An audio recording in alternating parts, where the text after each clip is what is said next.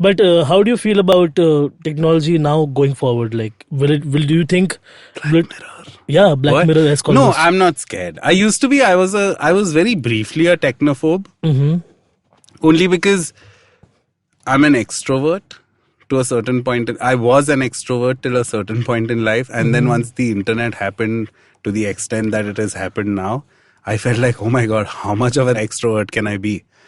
So that was a little debilitating in some sense. Now I'm fine. Now I'm an ambivert. I felt like internet and technology in that sense I feel like great things are happening all the time with technology. I have a friend whose mom, Neville Bhandara, shout out. His mom recently made a machine that makes water out of thin air. Okay. Like right here in Bombay, she's made a machine. So I feel like there's great things that are happening in technology, whether it's like in medicine and all. Although, is that what you're talking about? Or you're talking about apps? In general, like apps included, like everything that we honestly, it's great. Out. What's not? I feel like apps. A lot of times, my friends, they make fun of me for how much I'm into. I know every new app that's out there and how much I depend on apps. Whether it's for intermittent fasting, I have an app that tells me when to eat when I'm supposed to start fasting. I'll give you an example. I'll show it to you right now. I have a horrible nail biting problem. I got an app and I've actually grown out nails after I got this app. Okay. So I feel fingers like are really like weirdly pale. Like there's no hair over here. You know what I'm saying? Yeah. Like it looks like a Hereditary. CGI hand almost. Hereditary. I don't have hair on the back of my knuckles, but long story short, I feel like it's a great way. Whether it's reminding you to drink water, even like basic things, right? I have an app, like an alarm clock. Everybody hates the alarm clock. I have one called Sleep Timer. Have you heard of it? Yeah. Fuck, I've been waking up so beautifully for the past couple of years now, not even months. In fact, I tell everyone, I've seen friends fucking 6:15, 6:30, 6:45, 7 a.m. Yeah. Fuck, I've never like failed with sleep timer. I just wake up beautifully. I don't have to turn my phone off first thing, frankly. Can you tell us what it is in general? Basically, you have to use it for a week before it starts working. But what it does is every phone nowadays has an accelerometer, and what you do is you put it beside you. Let's say you want to wake up. Oh yeah, I tried this after you only told me last year. So 7:30 you have to wake up. What it does is at 7, for the first week it calculates when. It's a little scientific, but everyone has an REM cycle. Yeah. Different sleep cycles. That's me in the corner. And basically deep sleep is when you actually find rest. Okay.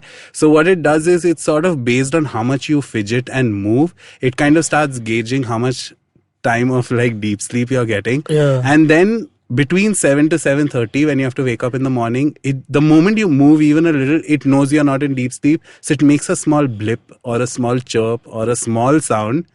So it actually lulls you out of sleep. It doesn't wake you up with a sound or tone or anything. Yeah. And I find that amazing. I literally always wake up naturally and I'm like, oh, okay, it was sleep time, I guess. Like, yeah, that's one thing I feel like I did not appreciate enough as a kid is sleep. For sure. Yeah. Like even I remember like just transitioning from 4th grade to 5th grade when morning schools happened for me in 5th grade. Yeah. I told my mom like my life's gonna change now, and my mom laughed at me for 10 minutes.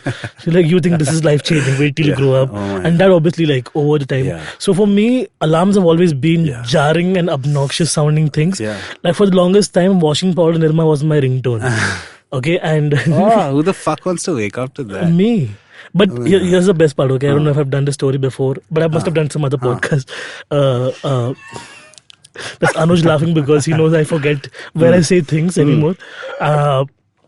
So we were at a church camp, okay? This old church called RC Church in Khandala. Okay. And it's like a proper British era built church, and there's ghost stories also involved around this. Like the battlefield where the church is was basically there were people fighting war. There were people fighting in Lonavala at some point. Khandala at some point. Yeah. Some shit went down over there. There's a placard which explained everything. Okay. We're like, cool. And so all night, like boys in one dorm, and we were like rattling people's bunk beds, putting toothpaste in their pants or whatever. Like all of that shit happened. Saying that one person sucked somebody else's dick, like people just like jostling around. And at around 2-3, everybody fell asleep, and like 8 o'clock, we're supposed to wake up to go to like pray on some church property. It was called the Rosary Garden, apparently, because the entire garden is like 10 bees of the rosary, and then whatever. Catholics don't have much creativity. But don't say that. My favorite Goan sausage is the rosemary. What is it? Rosary sausages? yeah. I love those, man. They're called lingus, though, actually. Ooh. That's a culturally Lot of appropriated. Anyways, so now we go there. But before we even wake up to go to the Rosary Garden, we have to like wake up, right? Okay. And my phone is the only alarm that's really kept. Okay. So washing powder Nirma starts playing at 7 in the morning. And in my arrogance, I just like flick my phone and it falls on the ground, and I'm on the third bunk of a bunk bed, okay? And I've gone to sleep. Now the entire thing is, the whole church is made of rocks, okay? It's like a very acoustically sound nice church property, and the phone went off, washing powder Nirma in the entire campus, and everybody's just like, I could hear like a range of go from every bed, and they're like, "Band karo yaar," and nobody knows where it's coming from. And someone finally found the phone and shut it down. And that was the last day I kept it as a ringtone. But over time, I would just keep more annoying noises. Like, trust me, stop doing that. You'll be way happier. But now, like, because even I have friends who have kind of ringtones because they think that wakes them up. Yeah. But I'm telling you, you know how there's aromatherapy. Yeah. Like, you know, sometimes when your house smells nice, there's a certain effect it has on your mood. Light, like, you know, how the light is in your house, it affects your mood. Trust me, the right alarm can really change your life. Dude, one of the guys I dated, like, I stayed with him like for 3-4 days. And this guy's alarm clock was what like an atom bomb plant would like have. Like, if you watch Chernobyl, like when the thing goes on, oh my god! I was in a deep sleep only. Like, I was 8 a.m. I'm probably sleeping. I'm like, where the fuck is this happening? Should I run out? That's not healthy at all. Like, I ran to the door naked, and then I realized, okay, it's not something wrong. I just straight out of Clockwork Orange. Like, dude, it's a nightmare. But so that's how I feel about technology. Like, that's how you feel about technology. I just feel like you have to compromise at some level, right? Like, even now, I have to wake up every morning 9:30 by default to fill water. Okay, that's my life right now.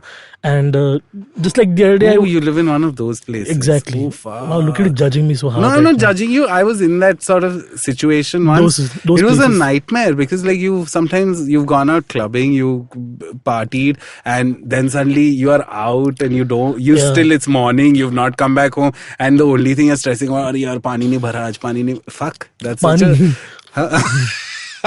Pani is a recurring thing. Oh my God. But no, like by default, even if I come home after partying at 5 a.m., by 9:30 I'm up. Oh my God. Just to do this. And my idea is I'll fill the water, turn the flap off, and go back to sleep and get more rest before I go about my entire day. But I almost never go back to sleep. And sometimes if I do go back to sleep, I forget to turn the liver off. So thrice has happened where my tanki just like overflows, and I wake up at 11, both the cats are next to me on the bed. I'm like, why are you motherfuckers here? And then I put my leg on the floor, and now I'm just like in a puddle.